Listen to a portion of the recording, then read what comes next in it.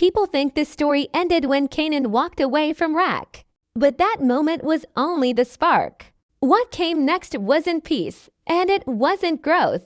It was the beginning of a slow, dangerous shift, one that would change Kanan forever and set up everything we see later in the Power universe. To understand the 10-year jump, you have to understand the exact place where Raising Kanan left him, caught between love and fear, loyalty and survival, childhood and the cold life waiting for him on the streets. The end of Raising Kanan leaves Kanan in one of the most confusing and vulnerable places of his life. He's young, angry, and tired of being pulled in different directions by people who all claim to love him but keep using him in their own battles. Raquel, who has spent the whole series trying to shape Kanan into the kind of soldier she wants him to be, has finally pushed him too far.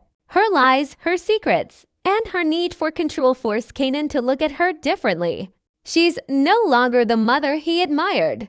She becomes someone he fears, someone he can't trust. This shift sits heavy on him because no matter how much he tries to deny it, family is still at the center of his world. At the same time, Detective Howard, the man who claims to be Kanan's real father, becomes a symbol of everything Kanan never asked for but now has to deal with.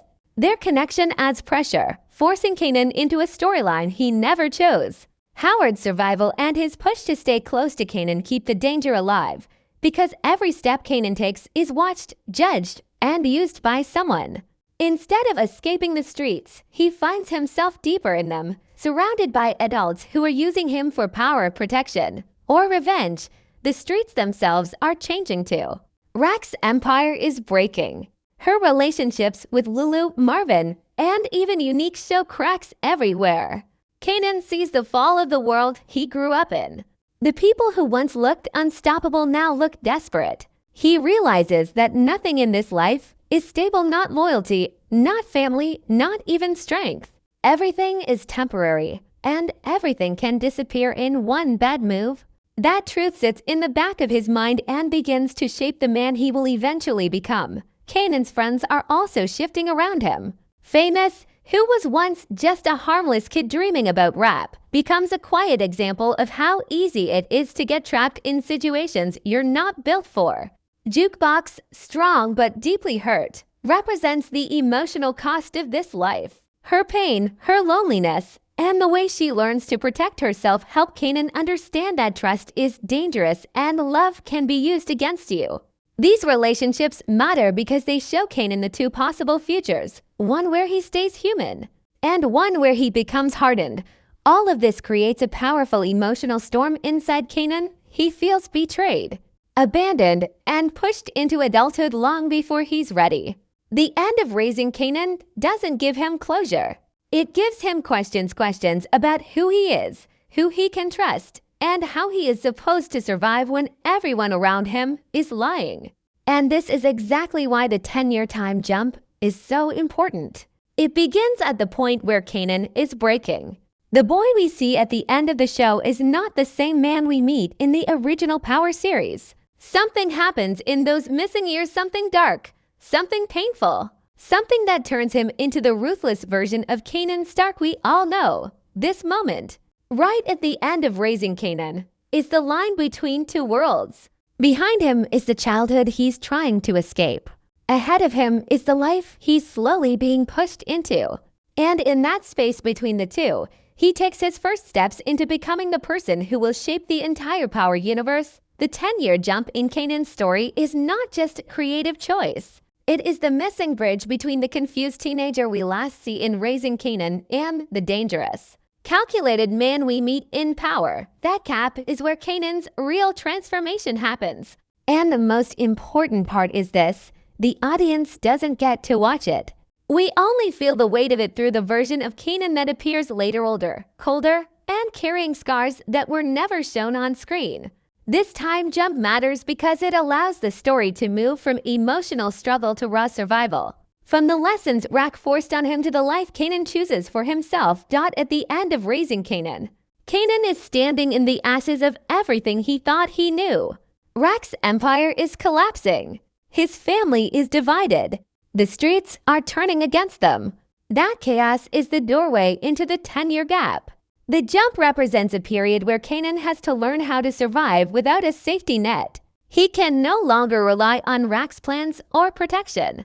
He cannot lean on the lies she fed him. He has to develop his own instincts. The moment he steps away from her, the world becomes bigger, messier, and far more dangerous than anything he has seen before. And the person he must become to navigate that world is nothing like the kid Raquel tried to control. What makes this decade so important is the slow, silent way it reshapes him. Trauma doesn't hit Kanan all at once. It builds over years. The betrayals settle in. The lies turn into lessons. The fear becomes part of his personality. The street life forces him to grow up faster than any normal kid, but this time, he's not growing into the image Raquel wanted. He's becoming the version of himself that the streets reward: hard, ruthless, always ready for violence. That change doesn't happen in a single season. It takes time, and the 10-year jump gives the audience the space to imagine how deep those changes run. Another reason this jump matters is that it reflects the shift in Kanan's mindset. As a teenager, he still questions things. He still hesitates. He still feels guilt.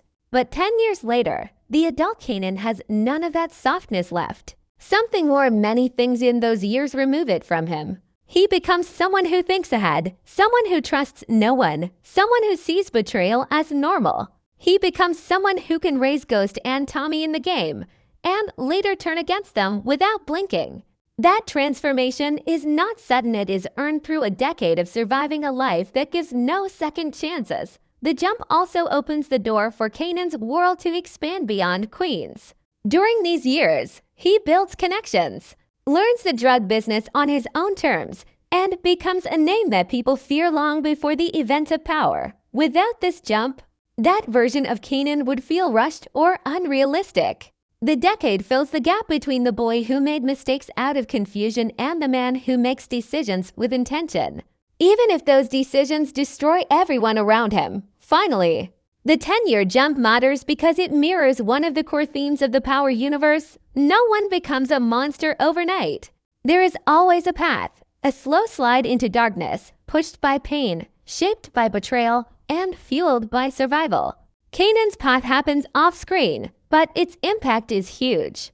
By the time he returns in Power Origins, he is no longer searching for himself. He already knows exactly who he is, and he is ready to build the legacy that will define the rest of his life. The 10 missing years in Kanan's life are like a locked room. We never see the details, but every version of Kanan that appears later, every choice he makes, every betrayal, every ruthless decision comes from whatever happened behind that locked door. These years are not just a time skip. They are the furnace that burns away the last pieces of the boy Kanan used to be. Everything he goes through in this decade shapes him into the man who becomes one of the most feared players in New York. This is where the real transformation begins. Slow at first, then so sharp and unforgiving that even Kanan himself forgets who he used to be. One of the biggest changes in this period is Kanan learning to stand on his own. After walking away from Raquel, he loses the structure she forced on him. No one to tell him what move to make next. No safety plan, no backup waiting in the shadows. For the first time, he sees the streets for what they truly are when you don't have power protecting you. Unpredictable, unfair, and full of people who smile at you while plotting your downfall. This independence becomes the first lesson of the decade. Kanan learns that survival is not about strength alone, it's about control, awareness, patience. He learns to read people, to judge danger before it hits, to understand that every handshake has a hidden cost. These early years are where he builds the instincts that later make him a master manipulator. But independence is only one side of the story. The streets don't let anyone survive alone, not for long. So Kanan starts to form new connections, but he does it differently this time. He doesn't look for friends. He looks for tools, opportunities, and weaknesses he can use. These years teach him how to build a crew, not out of love or loyalty, but out of strategy. He begins to understand power dynamics: who follows strength, who follows fear, and who follows money. Slowly, he learns to lead not by chance or family ties, but by earning respect the hard way.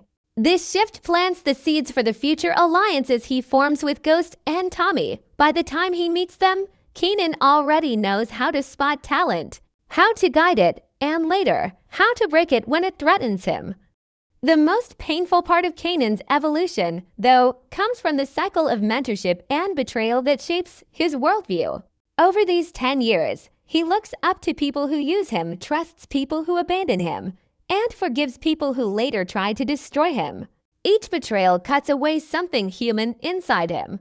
Each loss builds a layer of emotional armor. He learns that loyalty is not something you give, it's something you trade. This mindset becomes one of the strongest pieces of adult Kanan's personality. It's why he's so quick to switch sides, so comfortable lying to people who love him, and so calm when violence is the answer. In these years, he stops expecting loyalty from others and starts using loyalty as a weapon. This decade also brings violence closer to him than ever before. Not the quick, heat-of-the-moment violence of a scared teenager, but the calculated violence of someone who has seen enough to understand that fear can be power. Kanan learns how to send messages without speaking. He learns when to act, when to wait, and when to let fear do the work for him.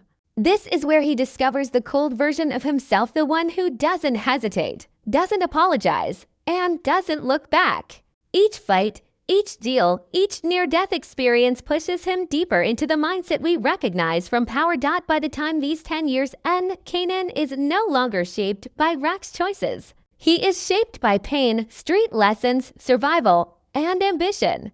The boy who once doubted himself becomes a man who trusts only his instincts. The kid who once wanted approval becomes someone who takes whatever he wants without asking. The teen who struggled with fear becomes someone who uses fear to control others. These missing years are where Kanan stops running from the streets and starts mastering them. He becomes the architect of his own legacy, one built on power, strategy, and the belief that in his world, only the strongest survive. The 10-year gap doesn't just transform Kanan, it reshapes Raquel's entire world too. When Raising Kanan ends, Raquel stands at the edge of everything she built. Her empire is cracked, her family is scattered, and the control she once held so tightly is slipping right through her fingers. But Raquel is not the type of woman who simply disappears. Her story in those missing years plays a huge role in how Kanan evolves, even if she isn't always close to him. What happens to her is a slow unraveling mixed with quiet rebuilding. A journey that shows how even the strongest figures in the power world can fall, adapt, and rise again in ways no one expects. The collapse of Raquel's empire forces her into a life she never imagined, one without power, soldiers, or the fear-driven respect that used to follow her everywhere. The streets that once obeyed her now whisper about her downfall. People she trusted either leave or betray her. The moves she once made with confidence begin to feel shaky, as if time itself is pushing her out of the game she dominated for years. This is a period where Raquel must confront something she always avoided, her own humanity. Without the empire to hide behind, she becomes a woman with wounds, regrets, and memories she can't escape. And the biggest one is Kanan. Losing him not by death, but by distrust is the scar she carries into the next decade. During these years, Raquel tries to rebuild herself, not just her reputation. Some imagine she leaves New York for a while, stepping into new cities where no one knows her name. Others believe she stays low, watching the streets from the shadows, studying how the game evolves without her. Either way, she becomes quieter, smarter, and more careful. She learns the weight of every mistake she made with Kanan. She reflects on the control she tried to force on him, the lies she told to protect her empire, and the damage those decisions caused. For the first time in her life, Raquel must live with the understanding that she pushed her own son away. That guilt becomes a silent part of her character during the time jump, a quiet pain behind the tough exterior. But Raquel has never been someone who stays weakened for long. As the years pass, she begins to rebuild not necessarily an empire, but her identity. She starts moving with precision instead of pride. She makes connections that don't depend on fear but on strategy. She starts evaluating alliances differently, knowing that the wrong choice can destroy everything. These years make her more calculated, not less. She may be less visible, but she is far from powerless. Raquel evolves into someone who no longer needs the spotlight to be effective. Her influence becomes subtle, but sharp like a knife hidden until it's needed. Most importantly, Raquel's absence creates space for Kanan to become himself. Whether she steps away intentionally or circumstances force her to, that distance changes their relationship forever. Without her voice in his ear, Kanan learns to trust his own judgment. Without her rules, he tests the limits of his ambition. Without her protection, he becomes ruthless in ways she never imagined. Raquel's absence becomes one of the biggest influences on Kanan's growth because, for the first time, he is navigating a world that isn't shaped by her decisions. The mother who once tried to mold him into her image becomes the silent force that pushes him to find his own. Yet no matter how far they drift, Raquel never stops watching Kanan from a distance. She keeps track of his rise, his survival, his growing reputation. Even if she isn't standing beside him, she is always aware of the man he is becoming. And deep down, she knows the truth. She created the foundation for who he is. Her lessons, her mistakes, and her strength are all inside him. Even if he denies it, by the time the 10-year jump ends, Raquel is no longer the queenpin she once was. She is something more complex, someone who carries the weight of her past, but moves forward anyway. Someone who still has influence but uses it with restraint. Someone who understands the cost of power because she paid for it with her own son. And whether she steps back into Kanan's life or stays in the background, her presence remains a shadow that never fully leaves his story. The moment we step into Power Origins, we're entering a world that has been simmering for a full decade, 10 years of growth, loss, rebuilding, and silent transformation. This new series isn't just a continuation of Raising Kanan. It's a full reset of the tone, the energy, and the rules of the story. The time jump gives the creators room to drop us into a completely different era of Kanan's life. One where innocence is gone, the stakes are higher, and every choice pushes him closer to becoming the feared figure we eventually meet in the original Power. This shift isn't small. It's the doorway to a darker version of the universe, one that shows how the legends of Ghost, Tommy, and Kanan were truly born. The biggest change coming into Power Origins is the shift from teenage confusion to adult ambition. Kanan is no longer trying to understand the world, he is now trying to control it.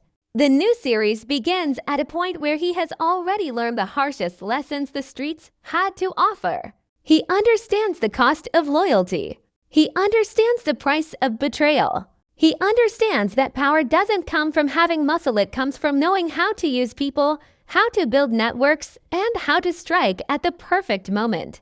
This is the version of Kanan who thinks like a leader, not a follower. The time jump gives the story a clean slate to show him stepping into this role with confidence instead of hesitation. Another key shift is the tone of the world itself. The early 90s glow of Raising Kanan begins to fade, replaced by a grittier, sharper environment. The music, the clothes, the street corners, the entire crime landscape evolve. The era has changed, and with it, the style of hustling. New types of crews rise, new money starts flowing. The drug game becomes more organized, more dangerous, and more influenced by bigger criminal players. Power Origins uses this decade shift to explore a richer, more layered New York, one where danger doesn't wait on the corner. It moves in silence, in meetings, in alliances that can collapse with one wrong word. This world demands a different kind of player, and Kanan is stepping into it with both knowledge and hunger. But the most exciting part of Power Origins is how it positions the beginnings of one of the most important relationships in the entire franchise, Kanan, Ghost, and Tommy. The seeds of their connection were never explored in Raising Kanan because Kanan was still too young, still too tied to Raquel, still too caught in his own struggles. In these missing years, he becomes the version of himself who can spot potential in others, who can see talent, ambition, and desire in the younger Ghost and Tommy. Power Origins is the bridge that shows how they meet, how their loyalties form, and how Kanan becomes their mentor, teaching them everything from street rules to the art of power. This dynamic doesn't just build the future, it starts shaping the chaos that destroys them all later. The time jump also opens space for new conflicts. Without Rack controlling the table, Kanan starts building his own rivalries. The series can introduce new threats, bigger players, smarter enemies, and people who already hold territory and don't want a young, rising hustler challenging them. These enemies push Kanan to evolve even further. They force him to plan instead of react. They force him to become ruthless in a way he wasn't before. Power Origins becomes the place where Kanan learns not just how to survive the game, but how to dominate it. And while the series focuses heavily on Kanan, it doesn't erase the impact of the Thomas family. Rack, Marvin, and Loom may step back, but their fingerprints are still on Kanan's choices. Their teachings, both good and bad, live inside him. The show uses the time jump to create